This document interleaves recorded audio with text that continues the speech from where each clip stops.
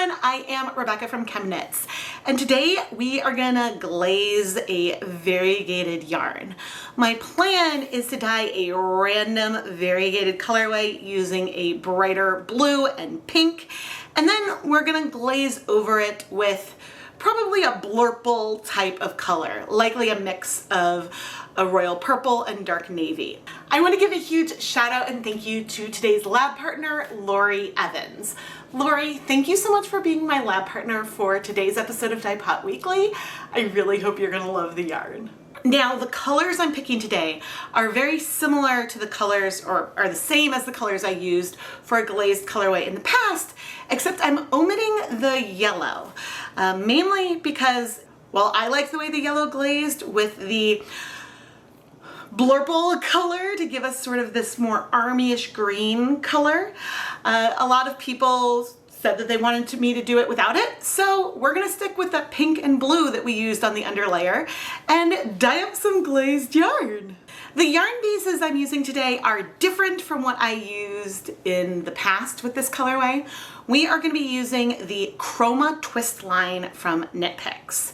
Chroma twist is 70% superwash wool, 30% nylon, and it has a really good twist, and from my experience in the past, glazes really well. We're gonna be dyeing this yarn both in its bulky weight and fingering weight. And I'm not sure if either of these are still available as bare yarn bases on KnitPicks. I am a KnitPicks affiliate, and I will link to them below if they are available. But if they're not, I'll link to something that is a little bit similar, even though it's not quite the same.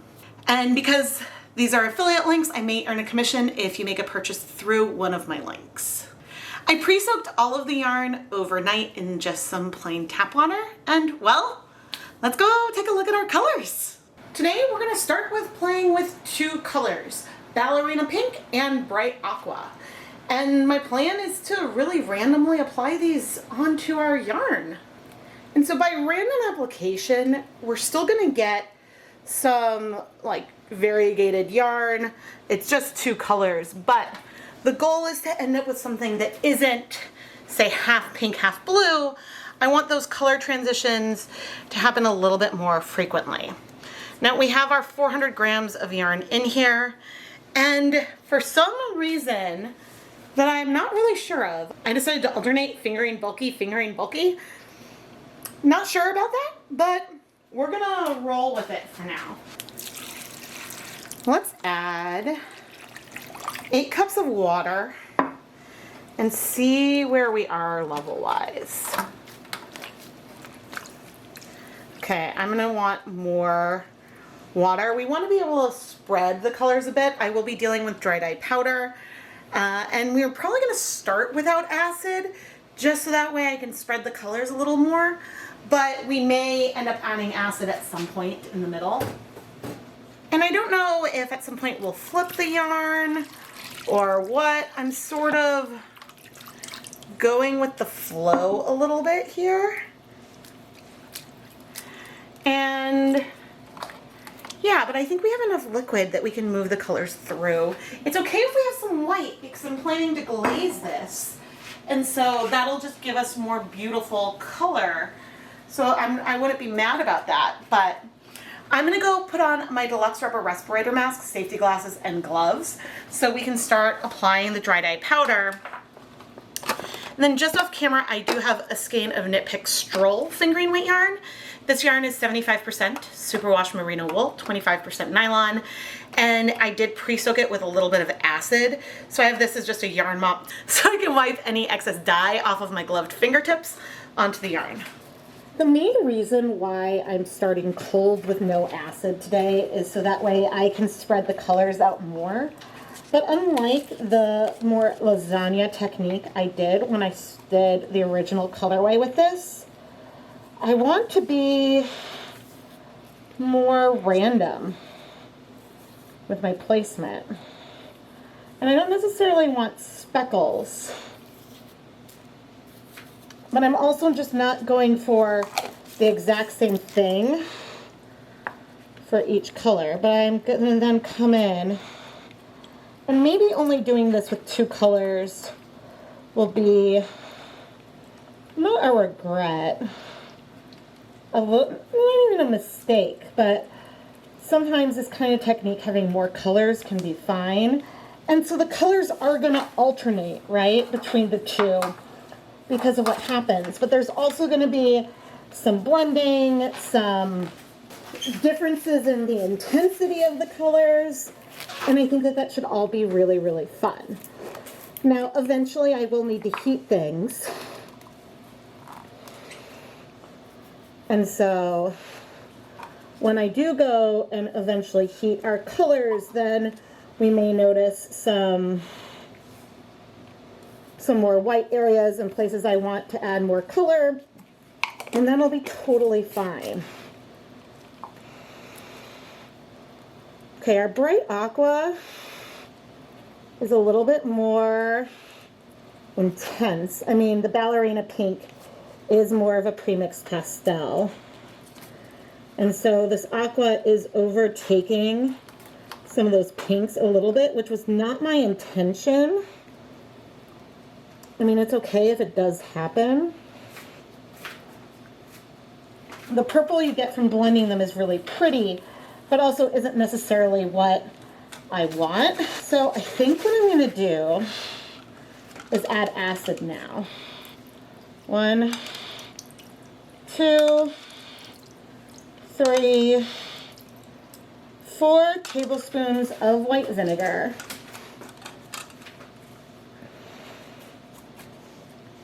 And I'm trying to work this through a little bit. When I'm pressing in, I'm pressing all the way down to the bottom of the pan to try to help distribute some of the pigment a little bit more. And you'll see that I left white areas, and I'm sure if and when I go to flip, we would have more. But if this was hot, I couldn't be this hands-on with it. I am curious. Yes, see, there's a bunch of blue dye, a fair amount of pink as well. All right, I'm tempted to let this sit for 15 minutes, and then we can come and add more dye or go over to the stove. But if these colors will start setting a little bit cold, then maybe I'll flip here, but otherwise I probably won't, because I don't want to combine them too much. It has been 15 minutes. Okay, I'm still seeing a fair amount of color here. The pinks, though, that's interesting. The pinks have struck. The blues have not.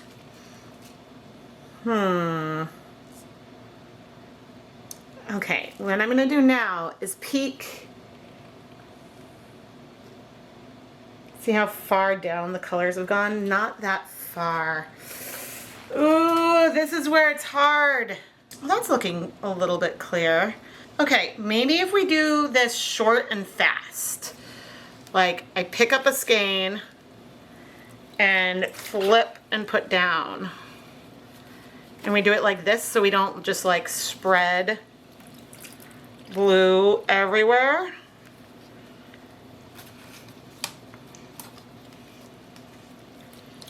Okay, I think more color has struck to the yarn than I was giving myself credit for. Now granted, we have acid in here now when we didn't before. So that does mean that things are gonna strike a little bit faster, but I think that we can carry on and add color to this side now and have some fun with it before we go heat set. So then at least things will be a little bit slower without having had heat yet than they will be once we add heat. I started adding color to the second side slowly because since I had no acid when I first added the colors originally, I didn't know if they were gonna spread or sort of strike so fast that we ended up with speckles. But thankfully, the Ballerina pink did spread. Maybe I see evidence of some speckling that is here, but mostly I was able to spread it. And then the bright aqua, since that was more the color that remained, I knew that that would be a little more spreadable. Now, I felt like I added the aqua a little bit too heavy in a couple places, so I brought over our mostly unused yarn mop and use that to dip in and just soak up a tiny bit of the color, using a mop in a very different type of way. I'll find something else to do with that mop. Maybe we'll do something in this video, maybe not, but it won't go to waste. But because I was so fingers deep into the dye for this project, that's why I didn't need to use the mop as much. This time I'm not waiting. I'm gonna take this over to the stove. It'll be on top of 2 gas burners, and we're gonna start heating things up to heat set the color. And we don't need to do a full 30 minutes. I mean, we can, but the goal is to get this color set before we do our glaze process. I have our burners on high for now, but once things start moving, or once I see like some bubbles or some steam, I'll reduce the heat to more of a medium to medium low.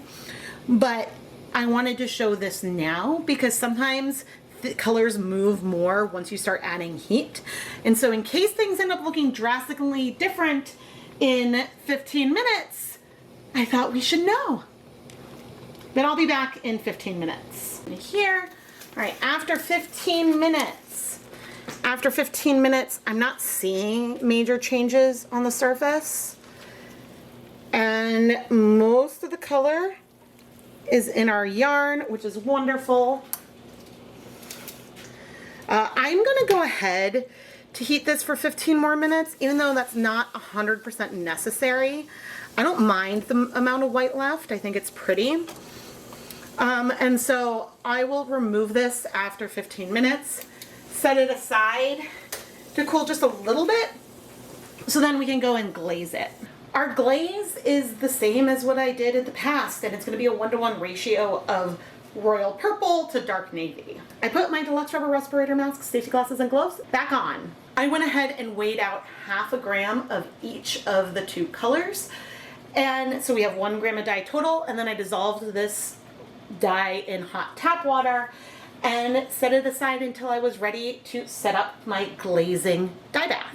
Now, I do think it's worth pointing out that I measured both dyes into the same container, and that isn't the smartest way to do things, because if I had added too much of the purple dye in, I wouldn't have been able to remove it and put it back in the royal purple container without contaminating that with some dark navy. So it's probably better to weigh your dyes out into 2 containers and then combine them.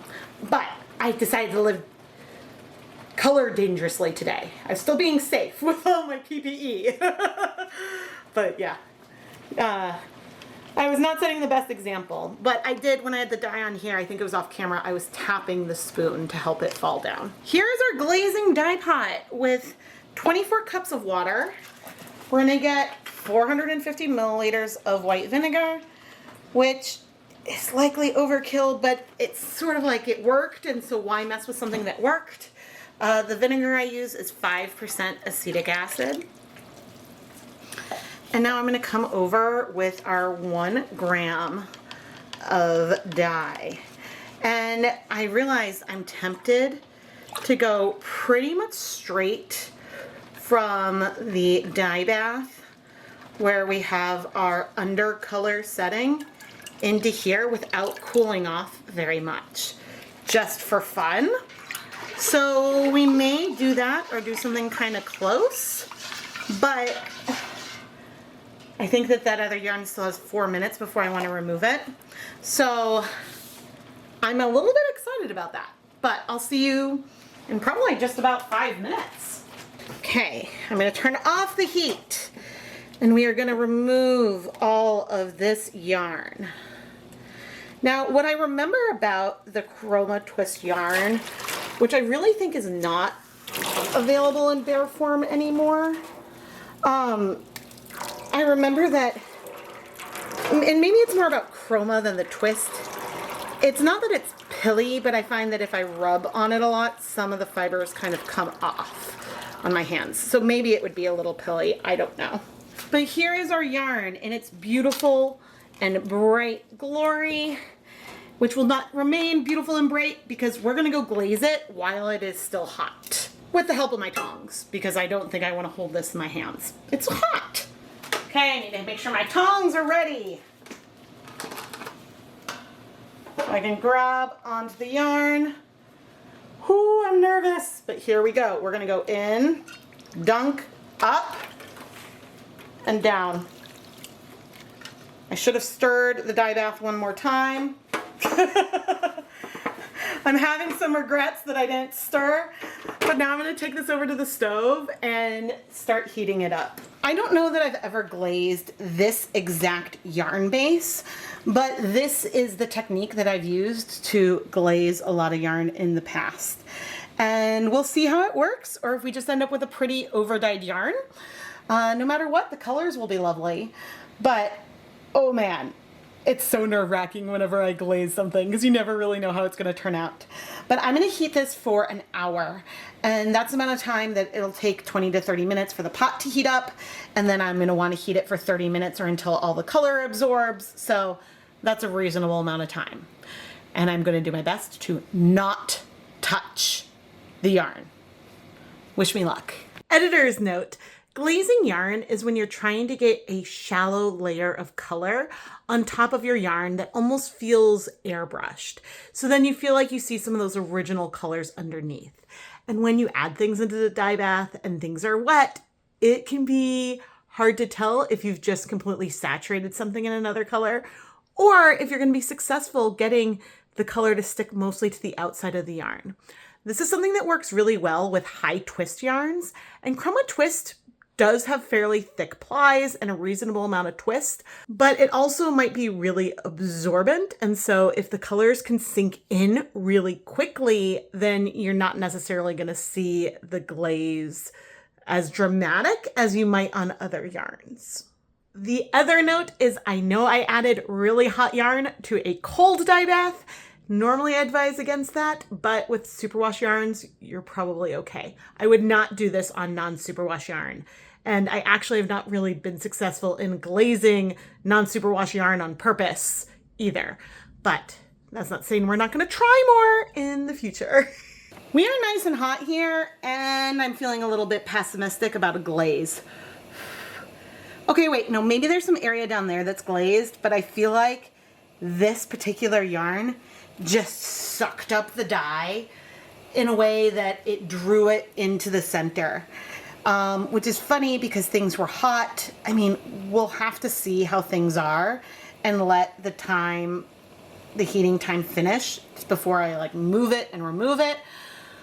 But it's funny, I have glazed so many different superwash bases with this setup. And so, yeah, and this is the first time I'm feeling like incredibly pessimistic.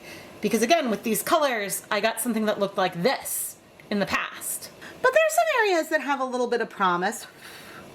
Maybe it's also harder to tell right now because I didn't have that much color everywhere. And we had a lot of white left. So, okay, we're just gonna trust the process. Things are gonna be beautiful no matter what. But maybe this just didn't work the way I thought, and I'll have to redo this on a yarn where I know it might work. We'll see. I'm going to admit, I don't know how long the yarn has been in here. Because I have had a few different timers and those have changed, but I'm gonna move the yarn even though I did restart a timer so that way we make sure we're in here long enough. Let's get that zip tie and let's just see. Okay, the dye bath is looking clear. Oh, funny. I don't know if we're glazed. Like, it's beautiful, it's over dyed. Maybe. It's hard to say. It's really, really hard to say.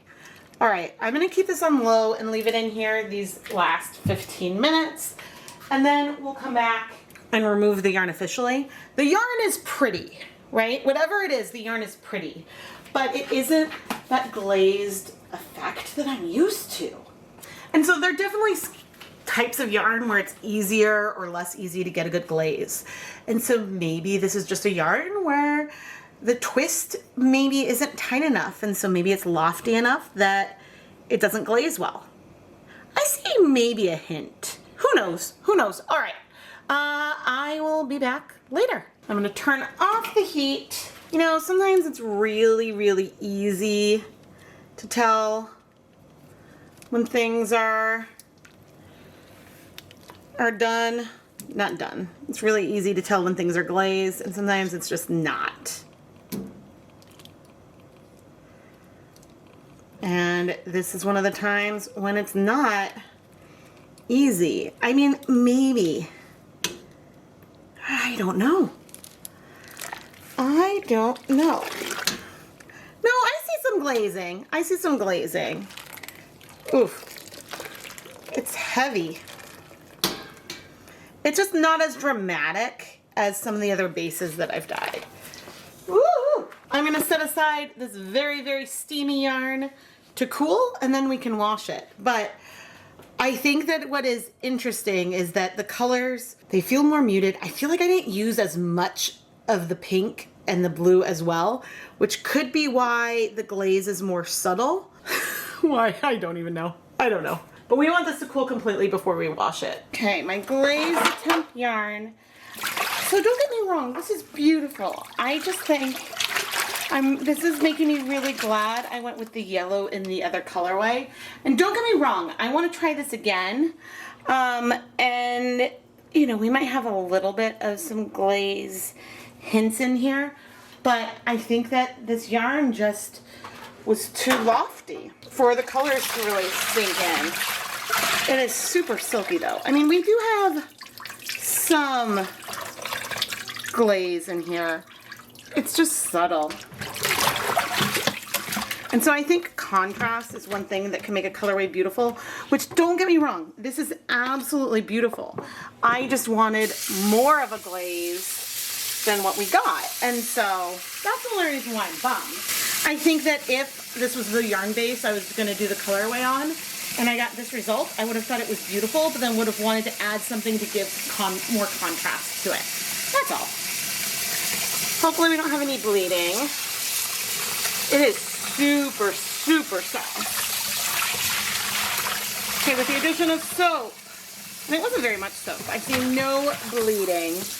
Woohoo! All right, I'm gonna put this yarn through the spin dryer and then hang it up to dry so we can take a closer look at our glaze. So I went and looked at the original color I was emulating a little bit more. And I absolutely used way less dye on the under layer here.